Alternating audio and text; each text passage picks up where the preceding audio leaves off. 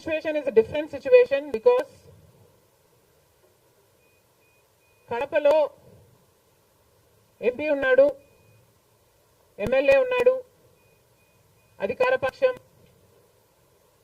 అక్కడున్న ప్రజలు భయభ్రాంతులు గురై బ్రతుకుతున్న ప్రజలు. ప్రభుత్వానికి వ్యతిరేకంగా అంటే యువజన శ్రామిక రైతు పార్టీకి వ్యతిరేకంగా పనిచేస్తే, ఓటేస్తామని తెలిస్తే మాకు వచ్చే స్కీములు పోతాయి, అవి కాకుండా మా మీద కేసులు పెడతారు, దాడులు చేస్తారు అన్న భయం కూడా ప్రజలలో ఉంది. ఓటుకి 3,500 రూపాయల నుంచి ఇవ్వడం జరిగింది. విచ్చలవిడిగా డబ్బులు ఖర్చు పెట్టారు,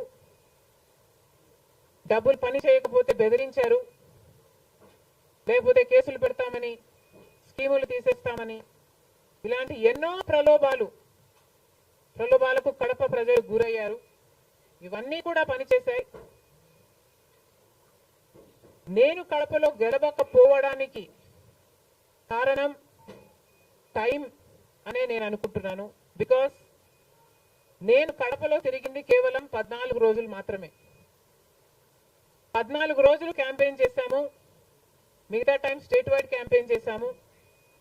మేము 14 రోజులు ఎంత కష్టపడినా కూడా we were not able to cover most of the geographical area. చాలా మటుకు రూరల్ ప్రాంతాలలో కనీసం రాజశేఖర రెడ్డి బిడ్డ పోటీ చేస్తుంది అన్న విషయం కూడా చాలా మందికి తెలియలేదు. మేము పోటీ చేసింది కూడా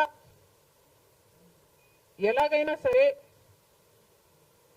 మళ్ళీ హంతకులు, హత్య చేపించిన వాళ్ళు చట్టసభలకు వెళ్ళకూడదు అని ఉద్దేశంతో మాత్రమే పోటీ చేయడం జరిగింది. సరే, అది జరగకపోయి ఉండొచ్చు, కానీ ప్రజల కంటే పైన ఉన్నది దేవుడు. ఐఎమ్ వెరీ షూర్ వాళ్ళ పాపం పండుతుంది, పండే రోజు కోసం దేవుడు కూడా ఎదురు చూస్తున్నాడని నా అభిప్రాయం.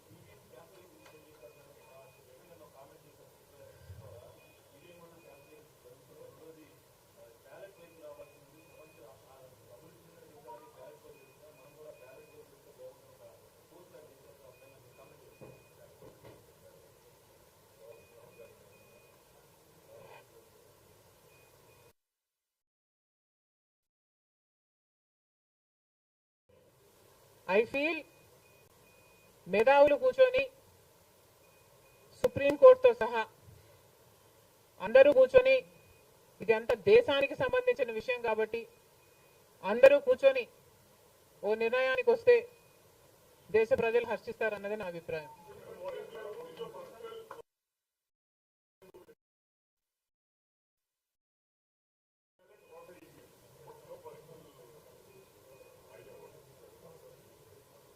How does it matter what I think personally?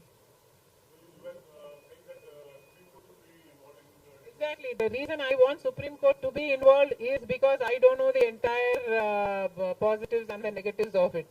So there should be intellectuals, there should be the best of the judicial sitting and discussing over it and see the pros and the cons of it and then come to a decision is what I think. Because as of now, I do not have the entire information of the whole topic.